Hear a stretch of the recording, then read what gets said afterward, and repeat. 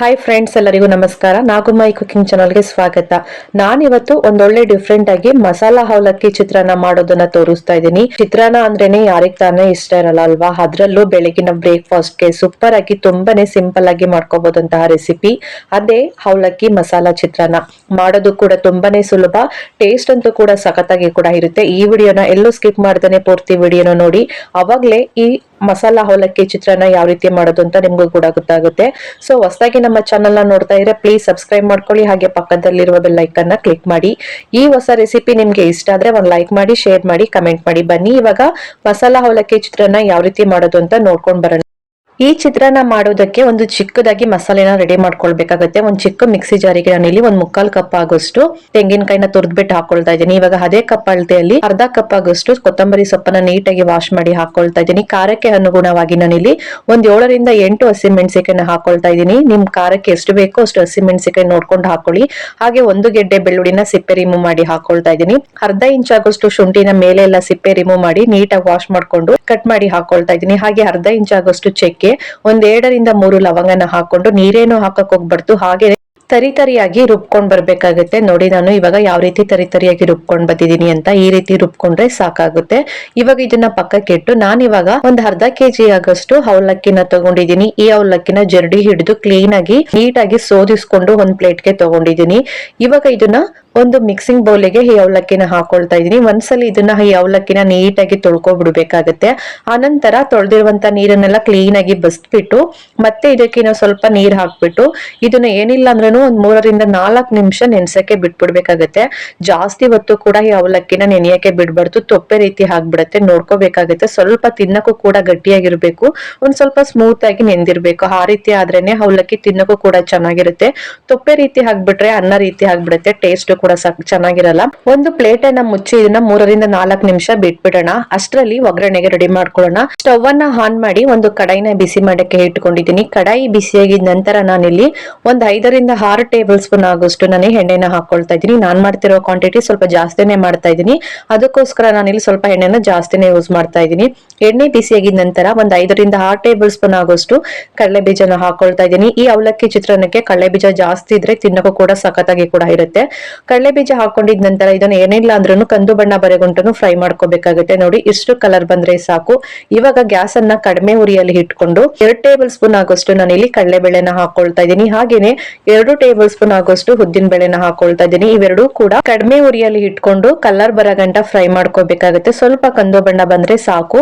ಅಲ್ಲಿ ಗಂಟ ಇದನ್ನ ಕಡಿಮೆ ಉರಿಯಲ್ಲಿ ಇಟ್ಕೊಂಡು ಈ ರೀತಿ ಫ್ರೈ ಮಾಡ್ಕೊಂಡ್ರೆ ಪರ್ಫೆಕ್ಟ್ ಆಗಿ ಇದು ಕಡಲೆ ಬೀಜ, ಉದ್ದಿನ ಬೇಳೆ ಮತ್ತೆ ಕಡಲೆಬೇಳೆ ಮೂರನ್ನು ಕೂಡ ಎಣ್ಣೆಯಲ್ಲಿ ಕರೆಕ್ಟ್ ಆಗಿ ಪರ್ಫೆಕ್ಟ್ ಆಗಿ ಫ್ರೈ ಆಗಿದೆ.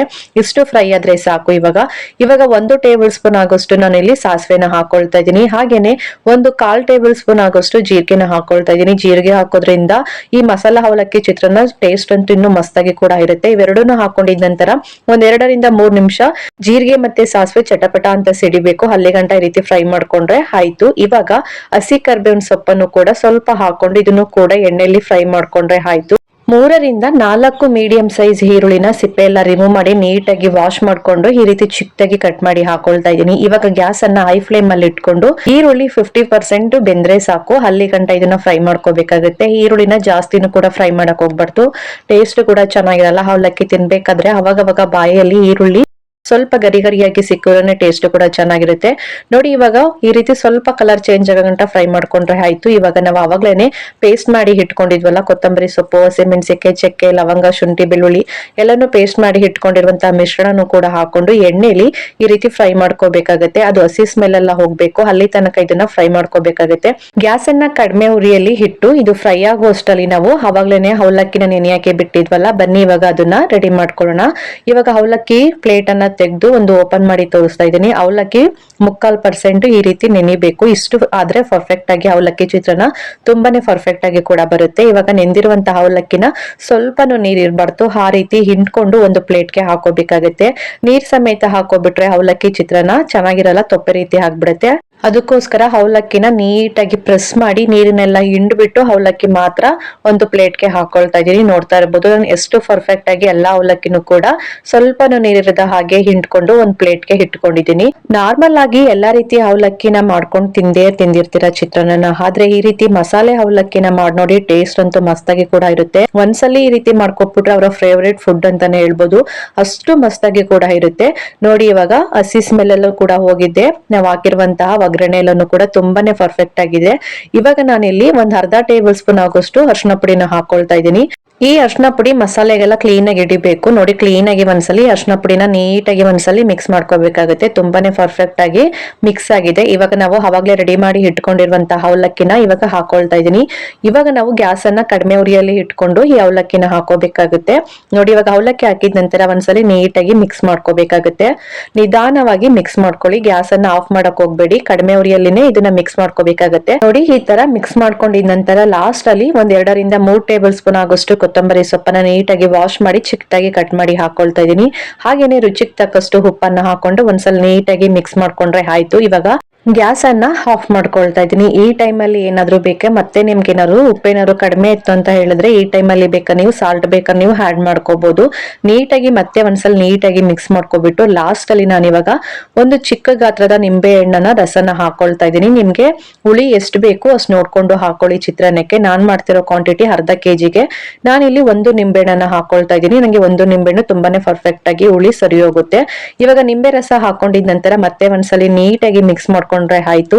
ಈ ಮಸಾಲಾ ಅವಲಕ್ಕಿ ಚಿತ್ರಾನ್ನ ತುಂಬಾನೇ ಪರ್ಫೆಕ್ಟ್ ಆಗಿ ಕೂಡ ರೆಡಿ ಆಗುತ್ತೆ. ಒಂದು ಪ್ಲೇಟ್ಗೆ ಸರ್ವ್ ಮಾಡಿ ತೋರಿಸ್ತಾ ಇದೀನಿ. ಇದನ್ನ ಹಾಗೆ ಕೂಡ ತಿನ್ಕೊಬಿಡ್ಬೋದು, ಇಲ್ಲಾಂದ್ರೆ ಇದ್ರ ಕಾಂಬಿನೇಷನ್ ಆಗಿ ಗಟ್ಟಿ ಚಟ್ನಿ, ಮೊಸರು ಬಜ್ಜಿ ಯಾವ್ದು ಬೇಕಾದ್ರೂ ಹಾಕೊಂಡು ತಿನ್ಬೋದು. ಟೇಸ್ಟ್ ಅಂತೂ ಕೂಡ ಮಸ್ತಾಗಿ ಕೂಡ ಇರುತ್ತೆ. ನಾನು ಹೇಳ್ಕೊಟ್ಟ ವಿಧಾನದಲ್ಲಿ ಒಂದ್ಸಲಿ ಟ್ರೈ ಮಾಡಿ ನೋಡಿ, ಟೇಸ್ಟ್ ಅಂತೂ ನೀವು ಯಾವತ್ತೂ ಮರೆಯಲ್ಲ, ಅಷ್ಟು ಸಖತ್ತಾಗಿ ಕೂಡ ಇರುತ್ತೆ ಈ ಮಸಾಲಾ ಅವಲಕ್ಕಿ ಚಿತ್ರಾನ್ನ. ದಿಢೀರಾಗಿ ಕೇವಲ 10 ನಿಮಿಷದಲ್ಲಿ ಮಾಡ್ಕೋಬಹುದಂತಹ ರೆಸಿಪಿ. ಯಾವಾಗ ಬೇಕಂದ್ರೆ ಆವಾಗ ಈ ರೆಸಿಪಿನ ಮಾಡ್ಕೊಂಡು ತಿಂದು ನೋಡಿ ಯಾವ ರೀತಿ ಬಂತು ಅಂತ ಕಮೆಂಟ್ ಮೂಲಕ ತಿಳಿಸಿ. Thank you.